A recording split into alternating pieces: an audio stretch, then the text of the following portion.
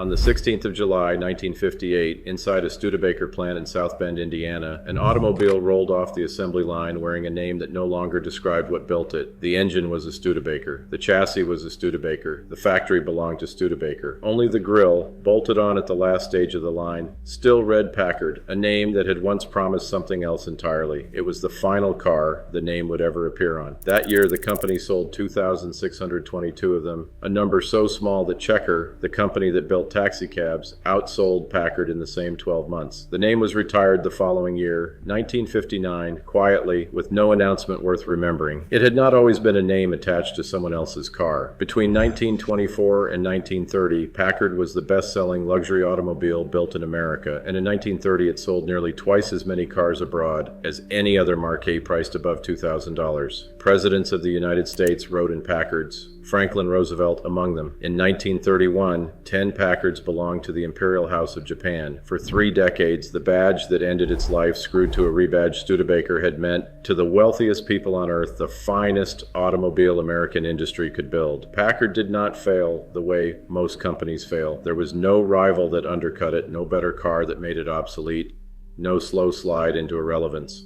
What ended Packard was a decision made in the depths of the Depression in 1935, and it was the very decision that had kept the company alive, the choice that let Packard survive while every other independent luxury automaker in America went under. The choice that saved the company also spent the one thing it could never buy back. By the summer of 1958, the most respected name in American motoring belonged to a factory that was not its own, on a car it had not designed, bought by almost no one. The name had outlived the company that earned it. The story of how it happened, how a company could survive the collapse that killed every rival and still lose everything, begins in Warren, Ohio in 1899 with a broken automobile and an insult.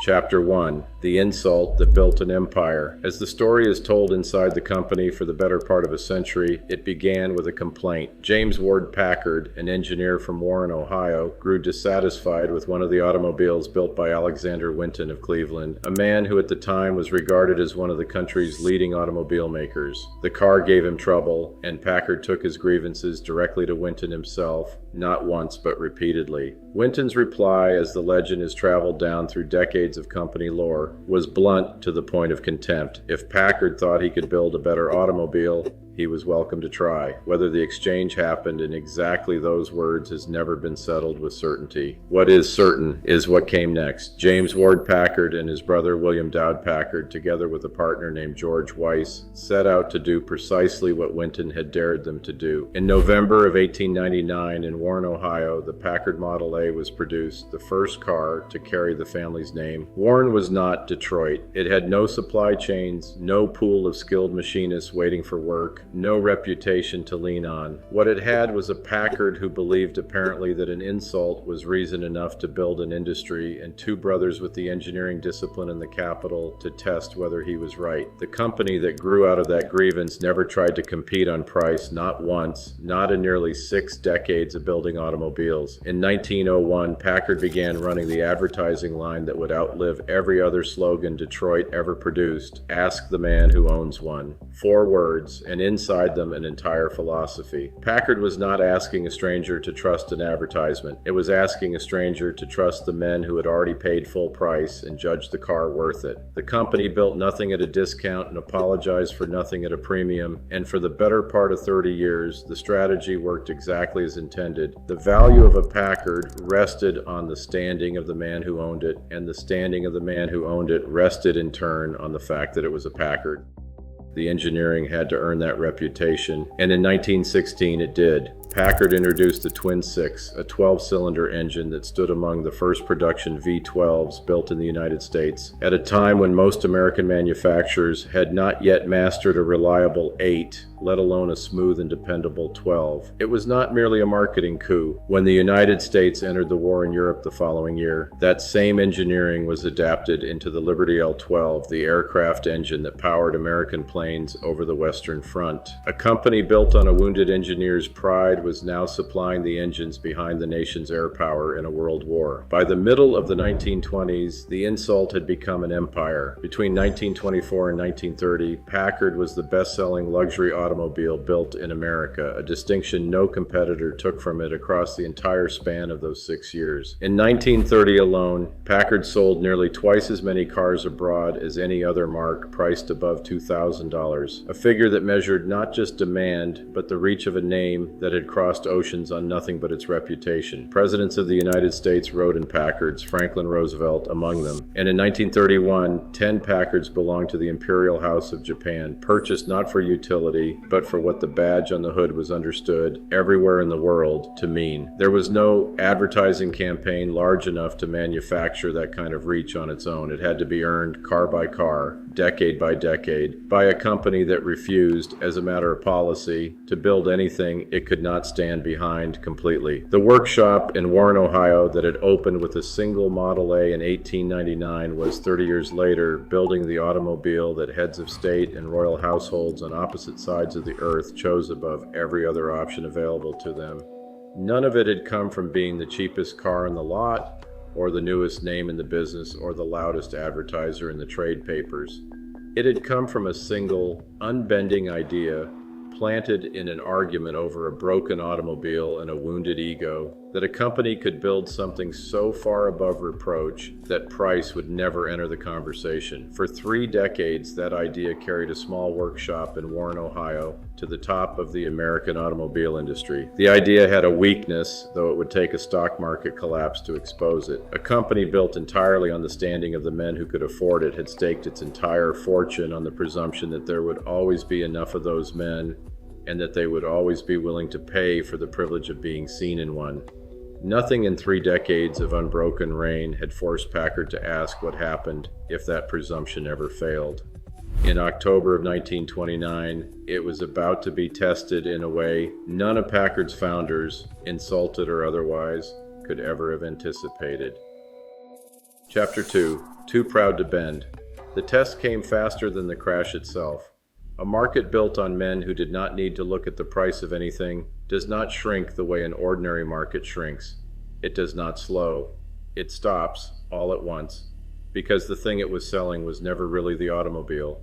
It was the standing of the man who could still afford one, and by the early 1930s, that standing had become the least secure asset in the country. The same men who had once ridden through Warren, Ohio's reputation on nothing but a name, found that the name meant less to a customer who was now worried about his bank, his mill, or his job.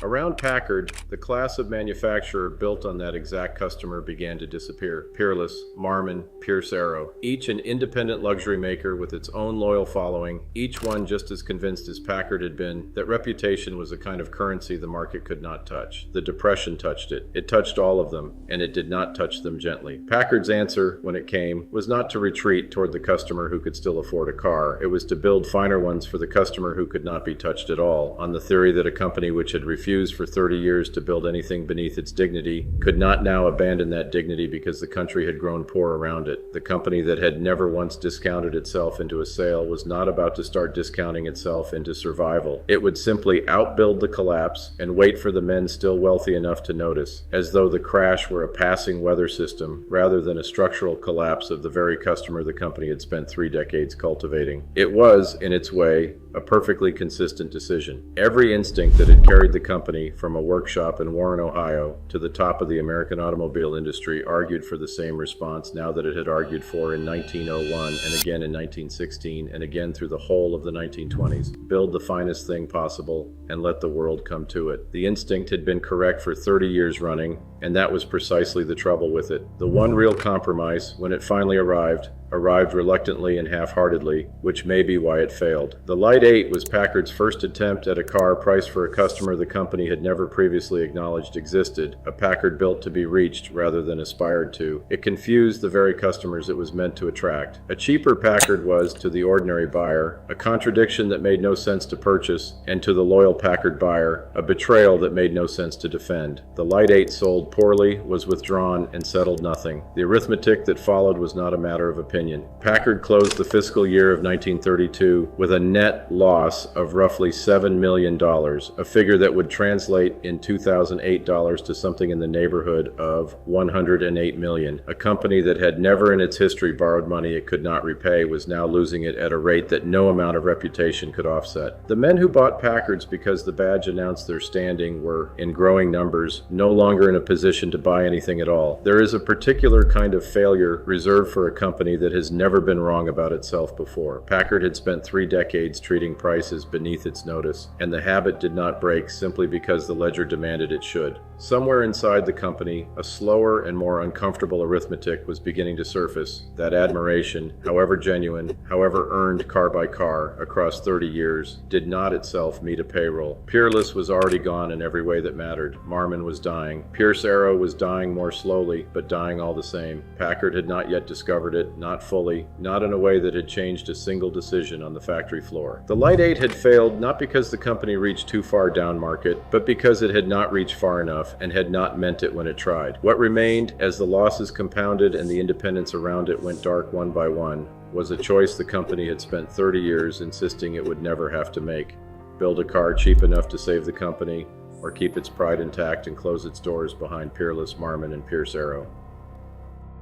Chapter 3. The Price of Survival. The choice, when it finally came in January of 1935, and it came priced at $980. The 120 was not a finer Packard built for a smaller purse. It was a different kind of object entirely, positioned below Buick, and more startling still to anyone who had followed the company since Warren, Ohio, priced under LaSalle. The mark General Motors had built specifically to sit just beneath true luxury. For 35 years, the Packard badge had meant a line no ordinary buyer was invited to cross. Now the company that had built its entire identity on never once discounting itself into a sale was asking a Buick customer to consider a Packard instead. The gamble was the opposite of what it appeared to be. A 120 that sold well would force a question about the Packard name that, once asked, could never again be closed. It succeeded. Despite a launch that did not reach dealers until roughly halfway through the model year, the 120 sold 24,995 units in 1935 alone, a number that dwarfed anything the senior Packards, the true descendants of the Twin Six, and the cars that had once carried the Imperial House of Japan, could produce on their own. Those senior cars, the ones still built to the old standard of exclusivity, managed something in the neighborhood of 7,000 for the year. The following year, with the 120 in full production for the first time, sales climbed to 55,042. Total company sales for 1935 ran to nearly 4 times what they had been in 1934. The arithmetic that had defeated the Light 8, that had closed the books on fiscal 1932, $7 million in the red, was arithmetic the 120 simply erased. Peerless did not survive to see it. Marmon did not survive to see it. Pierce Arrow, the last and proudest of the independents that had once stood beside Packard as equals in reputation if never in volume, did not survive to see it either. Each of them had gone into the Depression believing, as Packard itself had believed only 3 years earlier, that a name built across decades was a kind of asset the collapse could not reach. Each of them was wrong, and each of them closed its doors still believing it, or close enough to it that the belief made no difference.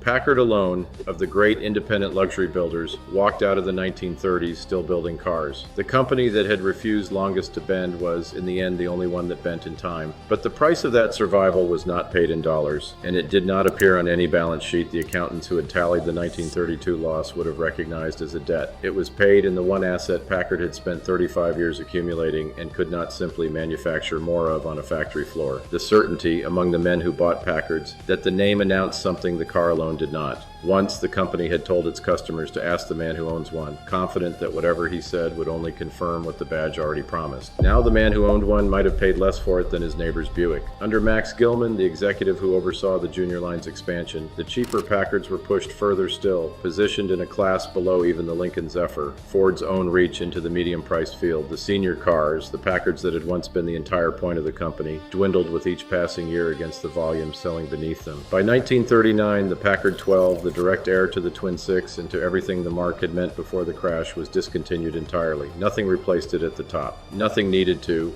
The company no longer required a summit because it had stopped being a company built around one. Whether that decision, made in a boardroom in the winter of 1934 for delivery the following January, was the thing that saved Packard or the thing that began killing it, is not a question the production figures can settle on their own. A viewer weighing the two columns, 24,995 cars, against a name that could no longer be trusted to mean what it once meant, is left to decide for themselves which side of that ledger carries more weight, because the men who made the choice in 1935 did not have the luxury of knowing how the story ended, and the company itself never fully resolved the question before it stopped being able to ask it. What is not in dispute is the outcome on both sides of it at once. Packard survived the decade that killed Peerless, killed Marmon, and killed Pierce Arrow, and it survived on the strength of a car that cost less than a Buick. The company was saved. The mark was not the same.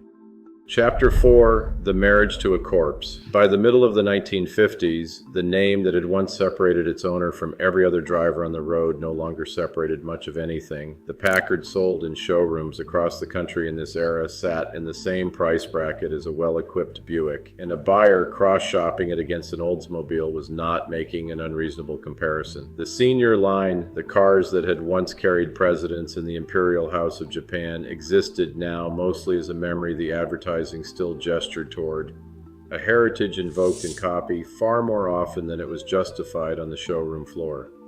What remained was a mid-price automobile wearing a luxury name, and a company that understood, better than its dwindling customers did, how thin that distinction had become. The badge that had once meant a buyer need never ask the price now meant, to a growing number of shoppers, very little that Buick or Oldsmobile did not also offer for roughly the same money. A company built on scarcity cannot survive indefinitely by selling volume at someone else's price point, and by the early 1950s, the arithmetic of that problem had become unavoidable. Packard was too small to compete on cost against General Motors, and too diminished in prestige to compete on name alone. It was caught in the middle of the market it had once stood above, competing on terms it had never been built to compete on. Independent automakers across Detroit faced the identical trap, and one by one they searched for the same exit scale, achieved not by growing on their own, but by merging with someone else who was drowning too. On October 1st, 1954, Packard's leadership signed the deal. The company purchased Studebaker, the struggling automaker out of South Bend, Indiana, and the combined firm took the name Studebaker-Packard. On paper, the merger created something formidable, America's fourth largest automobile manufacturer, a company with two storied nameplates, and, in principle, the combined dealer network and production capacity to challenge the industry's true giants. It was, on paper, exactly the kind of scale a company built on scarcity had spent 2 decades learning it could no longer do without.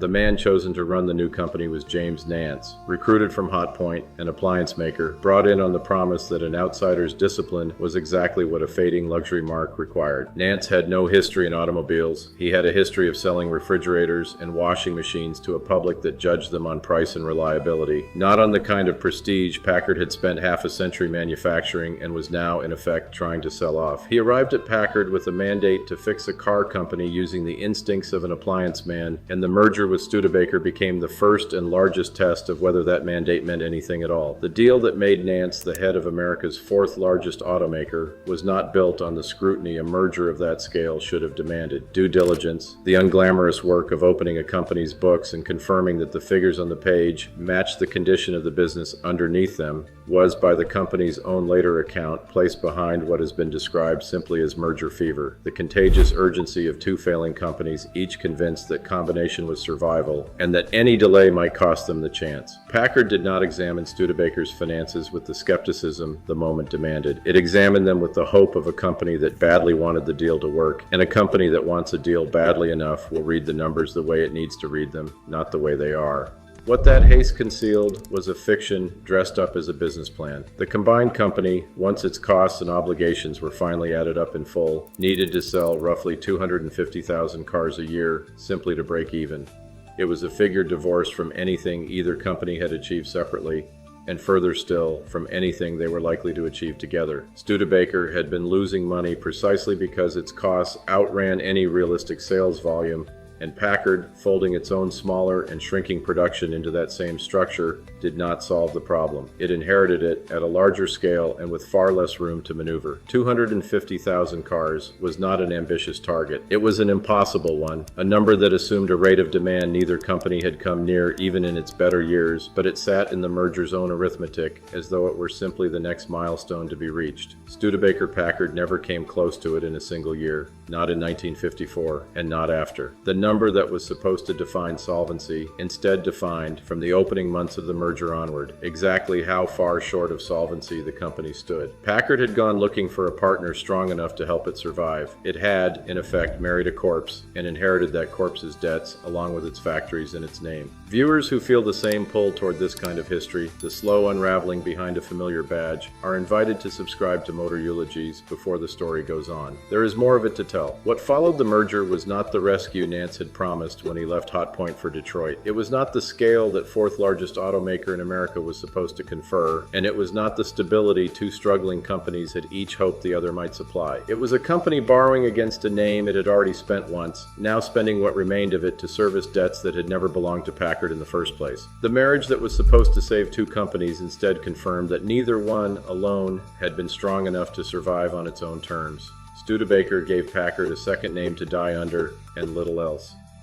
Chapter 5, The Last One Off the Line. On June 25, 1956, a patrician sedan rolled off the assembly line on Conner Avenue in Detroit, and nothing on the floor that day marked it as different from the car ahead of it or the car behind it. It was, in fact, the last one. It was the final Packard that Detroit would ever build, the last car assembled under a name that had once meant more than any other in American motoring, a name that had carried presidents and the cars of the Imperial House of Japan, that had once been advertised with nothing more than the confidence that the man who owned one would speak for it himself. After that day, the presses at Conner Avenue went quiet for good. The line that had once produced the finest automobiles in the country was not retooled and was not reassigned to some other purpose worth remembering. It simply stopped. Detroit, the city that had built Packard's reputation for more than half a century, had built its last Packard. What followed carried the name without carrying the company. For 1957 and 1958, the automobile sold in showrooms as a Packard was, beneath its trim, a Studebaker, assembled not in Detroit but in South Bend, Indiana, fitted with a supercharger and a new grille and offered to the public as though the substitution changed nothing. It fooled almost no one who had ever owned the genuine article. Buyers who remembered what the name had stood for recognized the difference at a glance, and the car earned, among people who noticed such things, an unofficial name of its own,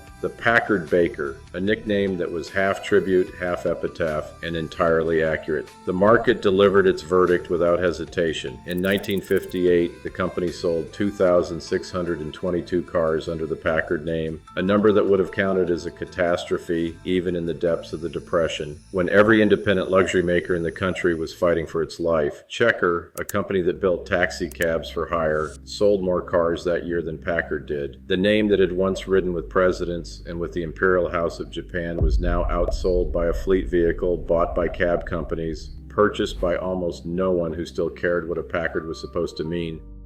There was no scandal in this ending, no single villain to blame, only a market that had quietly stopped believing the badge meant what it once meant, and had stopped years before the sales figures made the fact impossible to ignore. On July 16, 1958, the last of those cars rolled off the line in South Bend. There was no ceremony and no announcement, nothing to distinguish it from the ordinary Studebaker beside it on the same line, no photograph taken of the moment worth preserving. The following year, 1959, the name Packard was formally retired, closing a company that had opened in Warren, Ohio 6 decades earlier on the strength of an insult. Return now to the image this story opened with, a car built by another company, wearing a badge that no longer described what had built it, sold in numbers small enough to be beaten by a taxi cab maker. That car was the final installment on a debt the company had taken out 23 years earlier in 1935. When a struggling Packard chose to build the 120 rather than die alongside Peerless and Marmon and Pierce Arrow. The neglect and the bad engineering that sink most companies had nothing to do with it. The 120 did not kill Packard in 1935, it saved it. That much the numbers had already proven. The depression that ended every other American luxury independent left Packard standing, selling cars by the tens of thousands, while Peerless and Marmon and Pierce Arrow closed their doors for good and never opened them again. But the salvation had been purchased with the one asset the company could never rebuild once it was spent: the exclusivity of the name itself, the promise that a Packard badge meant something no other manufacturer could offer at any price. A company can recover from a bad year. It can recover from a failed model, a lost contract, even a merger built on numbers that were never real. It cannot recover from having sold piece by piece over 20 years the one thing that made it worth anything in the first place. Every mid-price Packard rolling off a showroom floor beside a Buick had spent a little more of that inheritance, and no fiscal year ever paid a cent of it back. A name once spent cannot be bought back, not with better engineering, not with a merger, not with an appliance man's discipline imported from Hot Point. Once it was gone, no version of Packard could earn it back. Packard survived the depression that killed every one of its rivals, only to be undone by the decision that let it survive. The company that had once told its customers to ask the man who owned one, confident the answer would always favor Packard, ended its life as a name bolted to a car it had not built, in a factory it did not own, offered to buyers who had almost entirely stopped asking. The engineers who built the Twin Six were gone by then. The dealers who once sold to heads of state were gone. The name lasted longer than any of them. Where the most respected name in American motoring once stood, there is now only silence.